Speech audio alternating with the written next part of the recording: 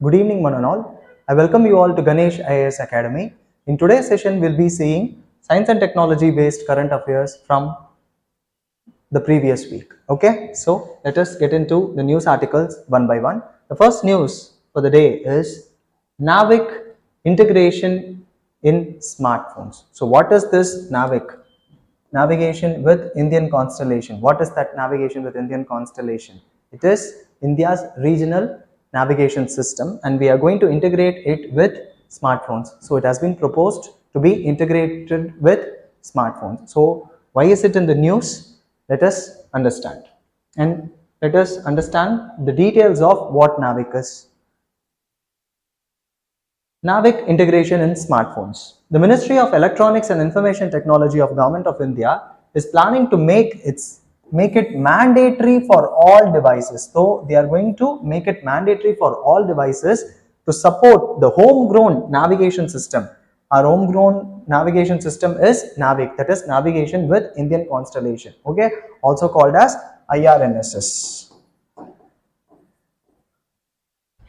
Indian Regional Navigation Satellite System. Okay, next, this comes at the time when the newly launched Apple iPhone, okay, Apple iPhone 15 has been launched newly, and this iPhone has integrated the navigation system of India, that is NAVIC, in its hardware. Okay, so that is the reason why we are giving a push to other devices to integrate it in the future. Okay, so it has been developed by ISRO, that is Indian Space Research Organization, and India's NAVIC is not intended to replace other global navigation systems. Okay, already we have other global navigation systems the details about which we'll be seeing in upcoming slides, and we are not going to replace other navigation system, but we are going to complement the other navigation system. Okay, so this is the difference which we need to understand. We are not going to replace, but we are going to complement, we are going to augment it. Next, we need to understand in greater detail about this NAVIC, that is navigation with Indian constellation. When was it created and all those details. India's NAVIC is an independent navigation satellite system which was developed by ISRO, and it became operational from the year 2018. Okay, and it is providing accurate real-time positioning and timing services over India, the Indian mainland, the landmass, and also a region extending approximately 1500 kilometers, okay, 1500 kilometers around the Indian mainland. So Indian mainland will be there, and around Indian mainland 1500 kilometer radius it will be covering. Okay, and it is designed with a constellation of 7 satellites. This is important. A question about this was already asked in the year 2018 UPSC prelims. Okay, and a network of ground station operating 24/7. Okay, to be in connection. And there are a total of 8 satellites. However, only 7 remain active. This is also important. And of these 7, 3 are in geostationary orbit and 4 are in geosynchronous orbit. If you see the pictures, you will understand it better.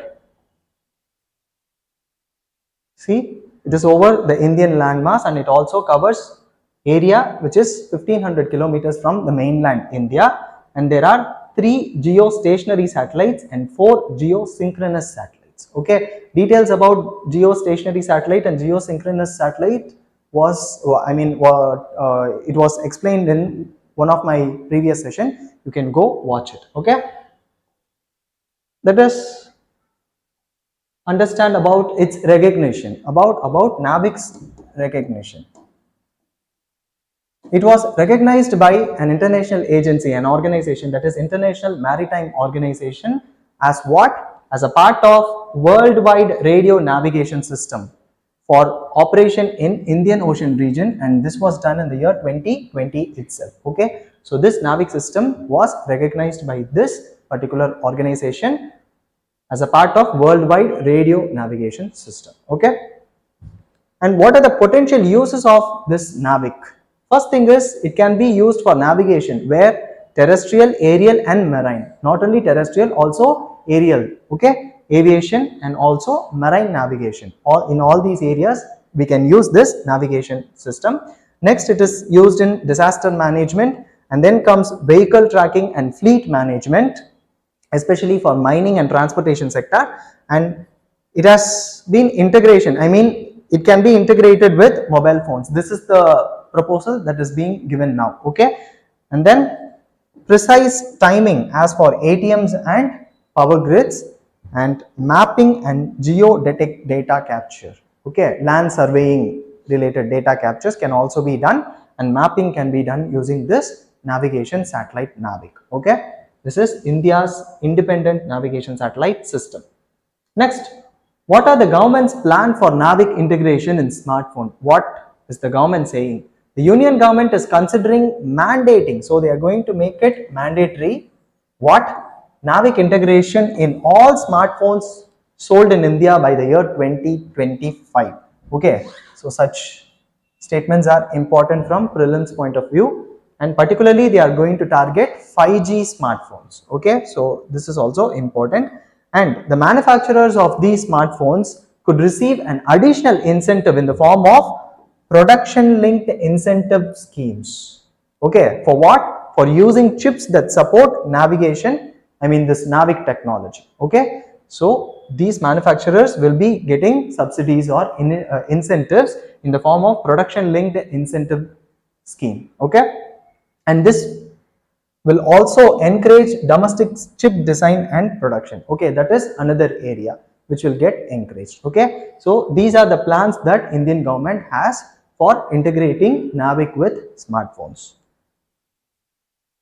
Next, what are the future prospects of NAVIC adoption? If we have adopted NAVIC, what are the future prospects? First thing is, to support NAVIC adoption, ISRO has launched second generation navigation satellite in May 2023 itself. Okay, we have launched second generation navigation satellites. Why? These second generation navigation satellites will actually enhance interoperability with other satellite based navigation systems that are already in use. Okay, like GPS, which is United States Navigation System. Okay, that is GPS, Global Positioning System. We are currently using GPS widely in India, and this will also expand our usage. Okay, these second generation navigation satellites which were launched in May 2023. Next, these second generation satellites will send signal in third frequency L1. Okay, so why are they calling it third frequency? Because already there were two frequencies in which satellites are sending signals. One is L5 and other is S frequency. These are already there, and as a third one, this L1 frequency will be sent using these second generation navigation satellites. And this L1 frequency is among the most commonly used in GPS, that is Global Positioning System, and it will increase the use of regional navigation system in wearable devices, personal trackers that use low power and single frequency chips. Okay, so we are using smart watches, smart goggles and other things, right? So even in those, this can be integrated. Okay, that is what they are meaning by wearable devices. Okay, and also personal tracker devices. Even in them, these L1 frequency can be used. And this L1 frequency is given by these second generation navigation satellites, which we need to know. And this was done in May 2023. Next, what is the significance of integrating NAVIC in smartphones for India? Okay, first thing is, we have gained strategic technological autonomy. How? Because this NAVIC reduces dependence on foreign global navigation systems like GPS. At present, we are heavily dependent on GPS of United States. Okay, so we no more have to depend completely on GPS. Next thing is, it showcases India's ability to develop and deploy critical technology independently. Okay, we are growing technologically independently. Okay, so this showcases that ability of India, and it is crucial for national security and defense applications. So only when we have our own navigation satellite system, then it will be useful for our security and defense applications. Okay, next comes enhanced accuracy and reliability. This NAVIC provides highly accurate and reliable positioning as well as timing information, which is especially used in Indian subcontinent and its surrounding region. The surrounding region means 1500 kilometers from the mainland.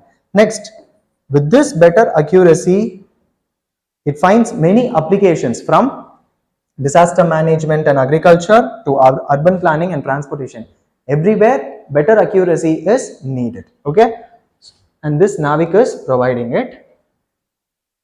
What are the other significance? First, the next thing is tailored solution for Indian terrain. Okay, so this NAVIC is designed to offer superior performance in specific geographical and topographical conditions of India. India's topography and geography is wide and varied. Okay, so this NAVIC is very suited for Indian topography and geography, where the conventional global navigation systems may have limitations. Okay, so say for example GPS, which we are using at present, it is the conventional navigation system which we are using, but this GPS also has certain limitations when it is used in hilly terrains like Himalayan regions or Western Ghats regions. Then signals won't be received that easily, but this NAVIC will offer superior performance in specific geographical and topographical areas of India. Okay, next, this ensures more precise and efficient location based services, obviously. Okay,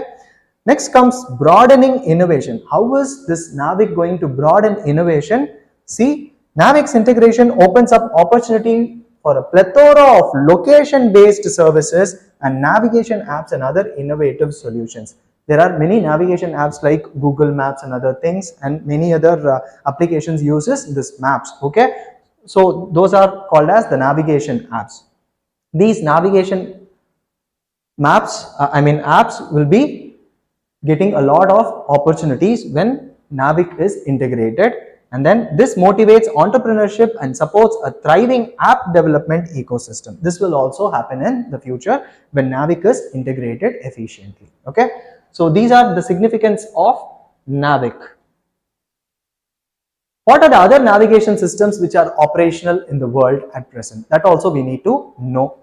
There are 4 global systems and 2 regional systems. India's NAVIC is actually a regional system. Okay, so what are the 4 global systems that are there already? GPS, that is Global Positioning System from the United States of America. Next is GLONASS from Russia. GLONASS is Global Navigation Satellite System, which is of Russia. Next is Galileo from European Union and BEDO from China. These are the 4 global systems, and there are 2 regional systems, that is NAVIC from India that we just discussed in detail, and then Japan's Quasi-Zenith Satellite System, that is QZSS. Okay, Quasi-Zenith Satellite System of Japan. So these are the navigation satellite systems which are operational in the world at present. Okay, a question based on this topic was asked in your prelims 2023, UPSC prelims 2023. Let us see the question. Which one of the following countries has its own satellite navigation system? Australia, Canada, Israel and Japan. Just in the previous slide we saw that Japan has its own regional navigation system, that is Quasi-Zenith Satellite System. Okay, so the answer for this would be Japan. Okay, a simple question was asked. So with that we have come to end of that NAVIC system. Okay.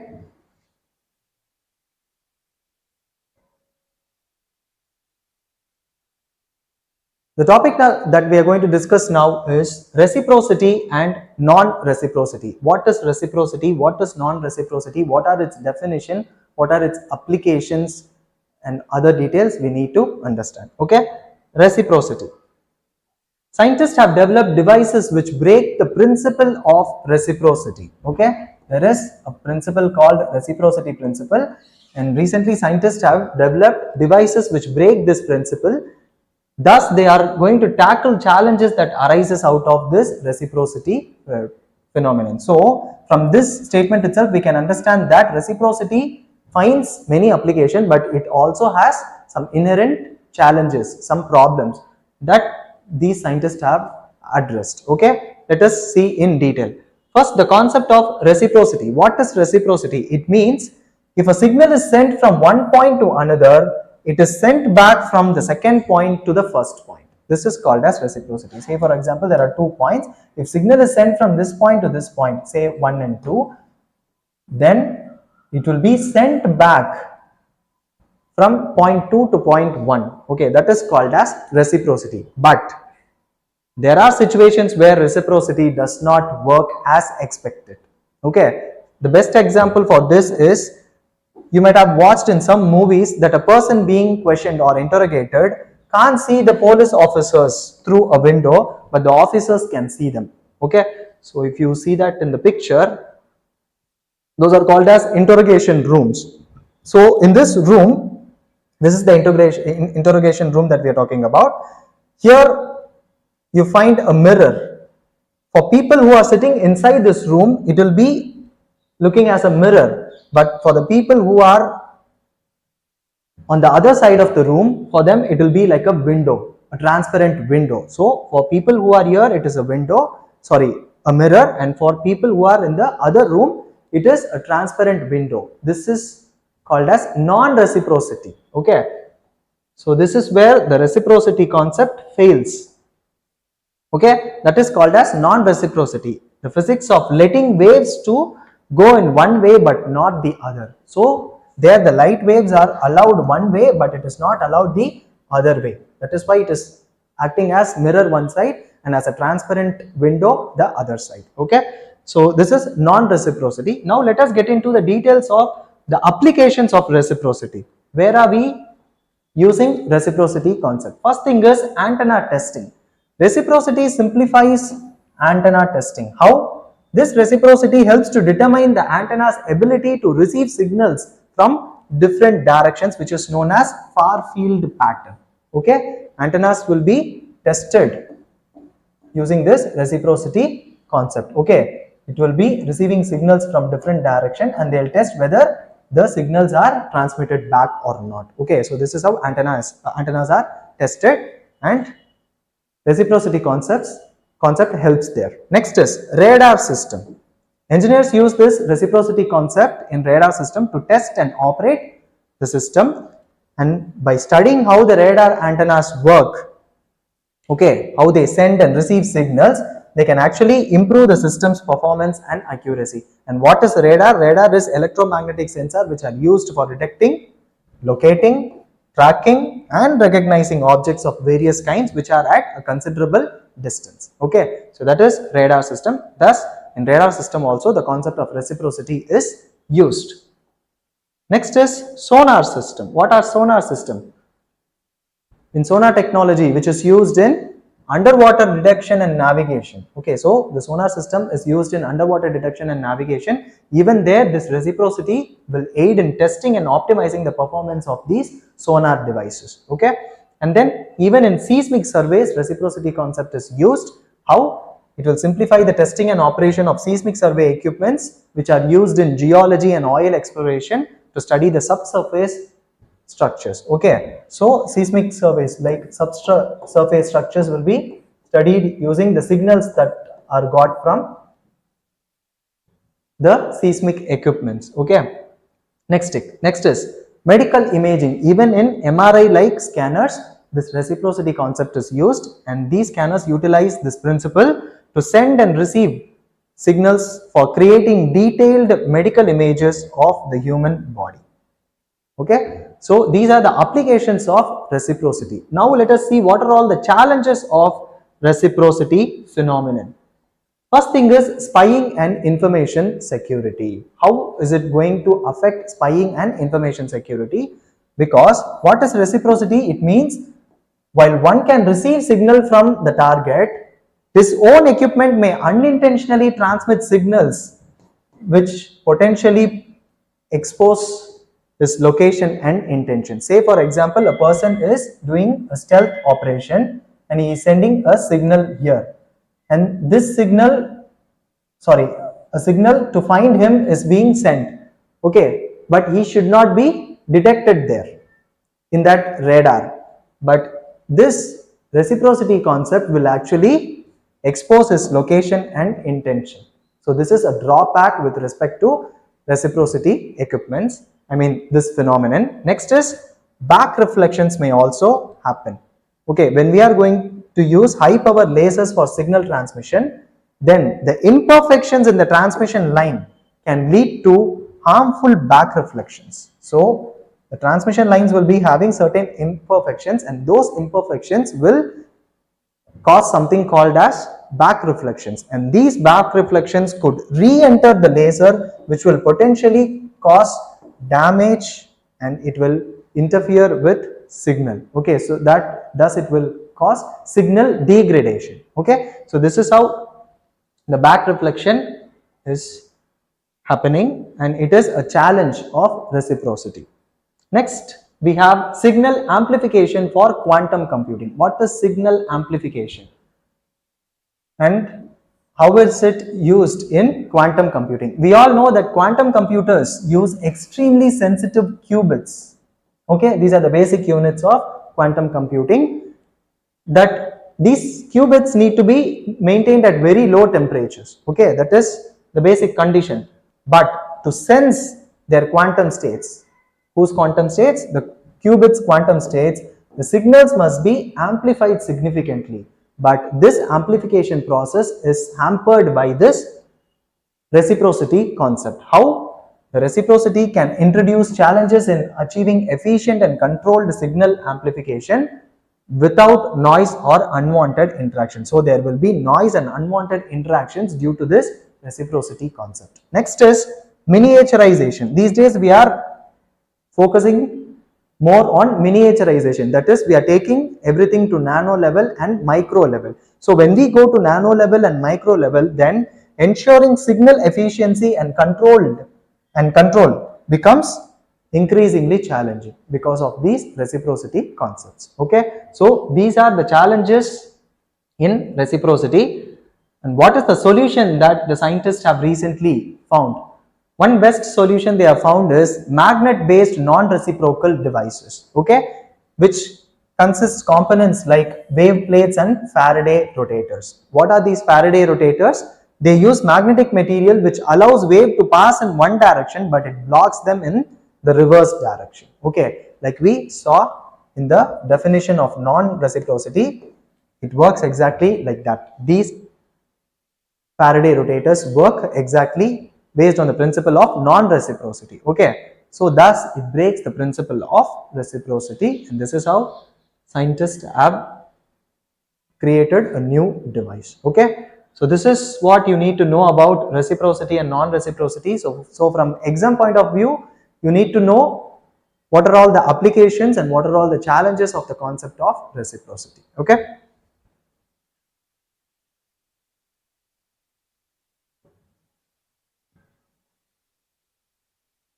The topic that we are going to discuss now is permanent disability certificate for sickle cell disease patients. Okay, so why is there a proposal to give permanent disability certificate to sickle cell disease patient, and what is the problem behind this proposal? That we need to know.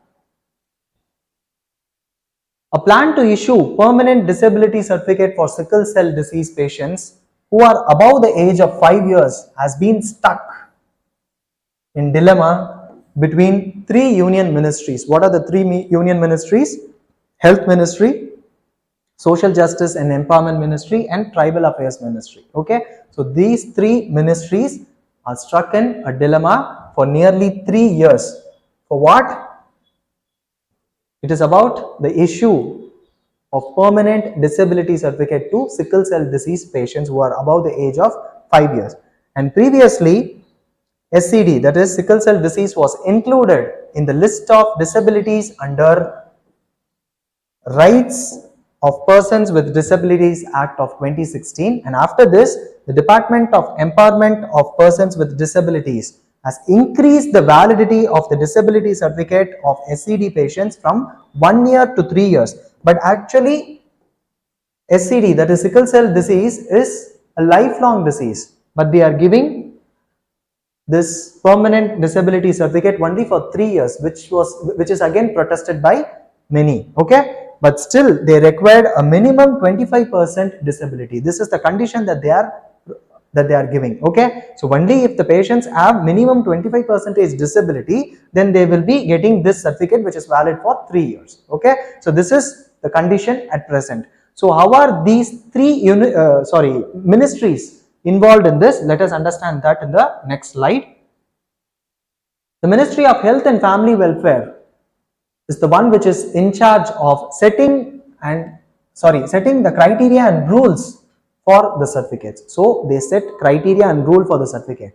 Who? The Ministry of Health and Family Welfare. Next comes the Ministry of Social Justice and Empowerment, which issues the certificate. Okay, so they set criteria and rules, they issue. Okay, Ministry of Social Justice and Empowerment issues the certificate. Next, Ministry of Tribal Affairs advocates for the rights of SCD patients. Okay, so this is how these three ministries are connected to this particular concept of issuing permanent disability certificate to SCD patients. Next, the Ministry of Health and Family Welfare is expected to release a report on this particular issue by October 2023. So let us see what is happening in the future. Okay. Now from exam point of view, from science and technology point of view, we need to understand about this sickle cell disease. Okay, so let us get into those details.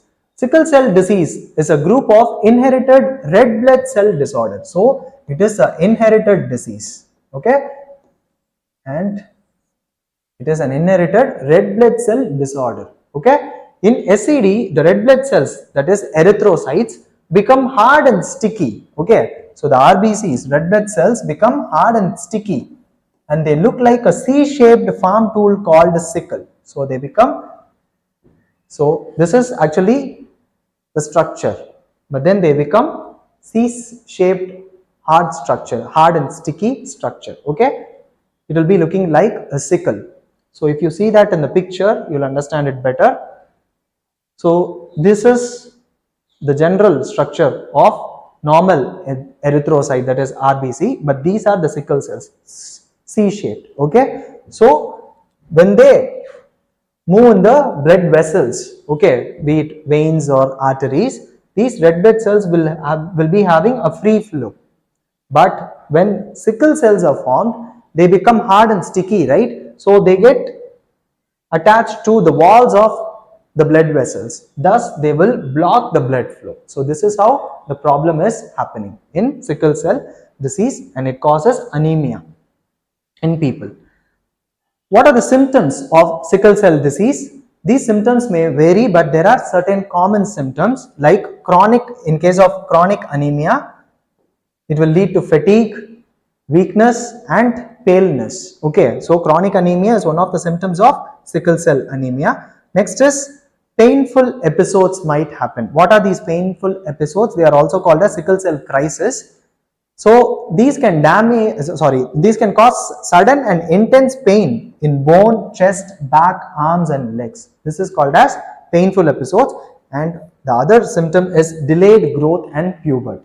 Okay, so these are the symptoms of sickle cell disease: anemia, painful episodes and delayed growth and puberty. These are the common symptoms of sickle cell disease. Next, what are the treatments that we have now?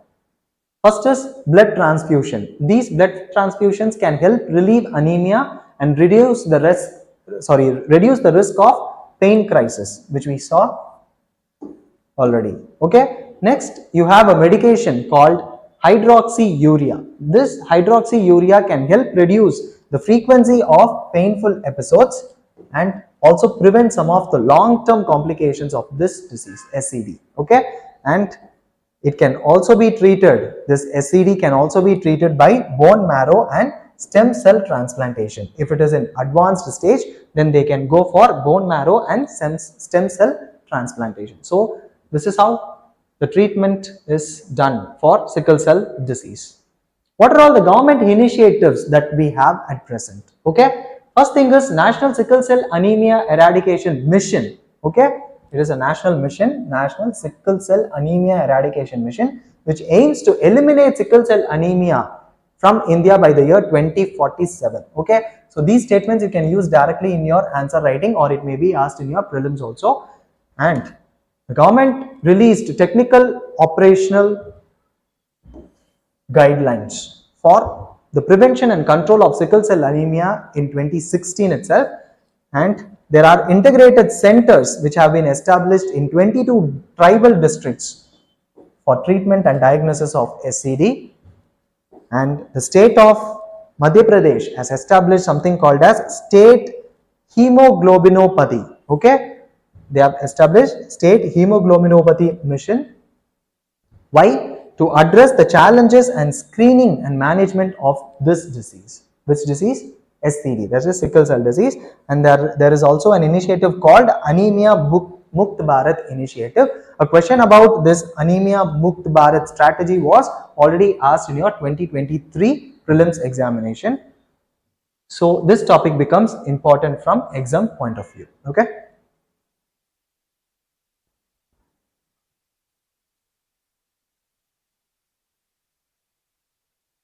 The next topic that we are going to discuss is global impact of lead exposure on cardiovascular health.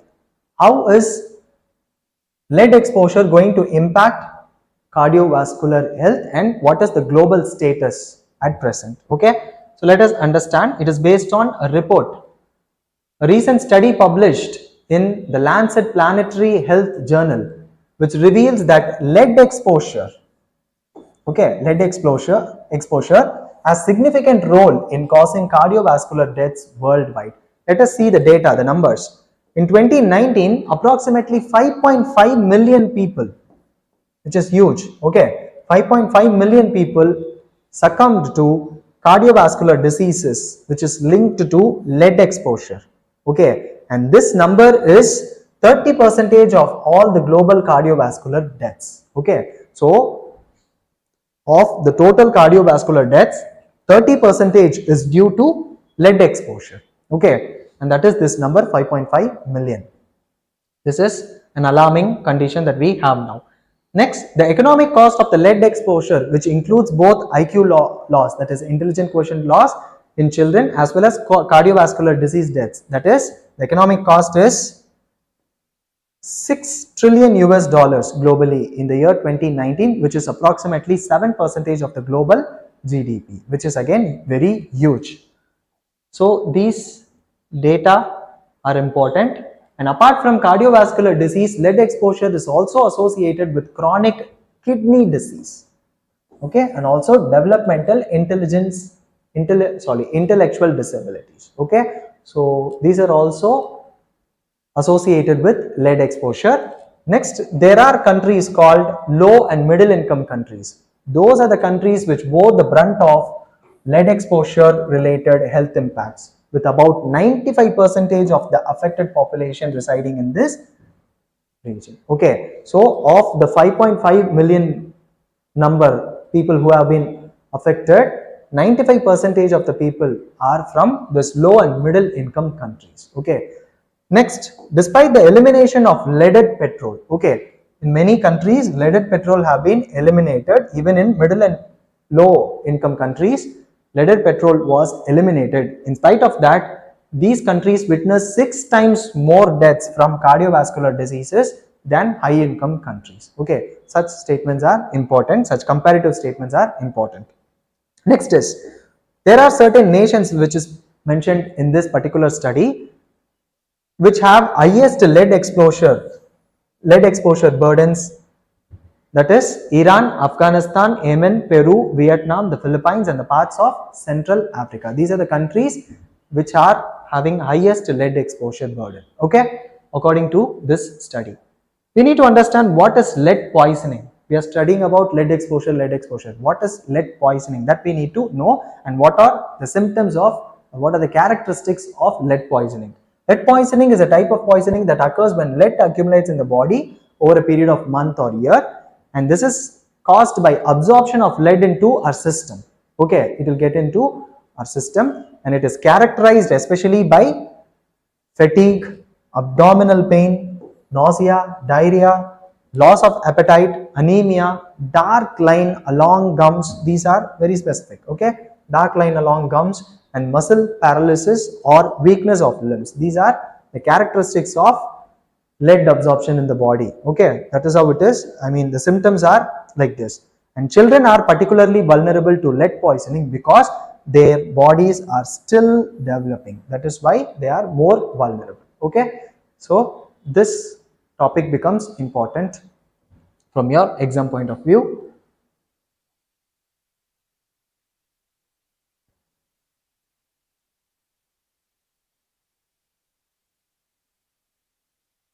The next topic that we are going to discuss is string technology and its impact on lithium production. Okay, so what is string technology and how is it going to help in lithium production? Let us understand.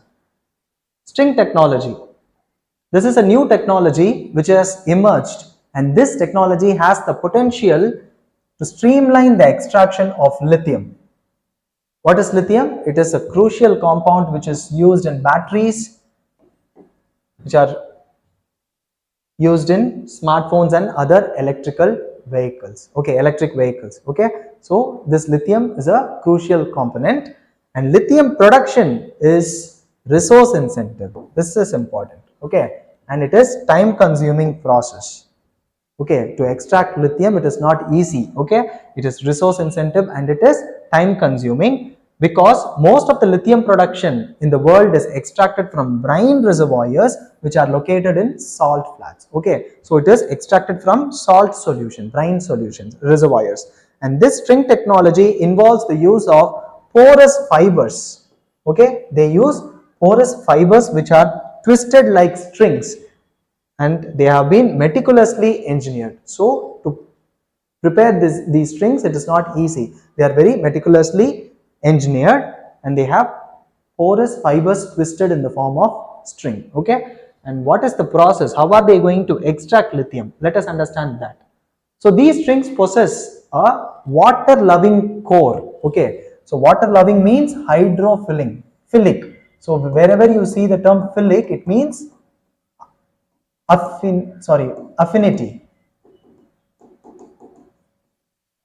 Okay, so philic means affinity, phobic means fear. Okay, and water repelling surface. So water repelling means it is hydrophobic here. So its surface is hydrophobic, whereas its core is hydrophilic. Okay, and when one end of the string is immersed in this brine solution, that is salt water solution, then capillary action is initiated. What is capillary action? The way the trees transport water from their roots to their leaves. How are they transporting it? It is through capillary action. Even we might have used this earthen lamps at our homes, where we use a wick and then we light the lamp. Okay, so there also the oil is supplied to the wick in the form of capillary action. That is how the light is sustained there. So this concept, this capillary action concept is mimicked here. Okay, and as the water evaporates from the string's surface, we saw that the surface of the string is water repelling, and then the core is water loving, which means the core will be absorbing water and then the surface will be repelling water.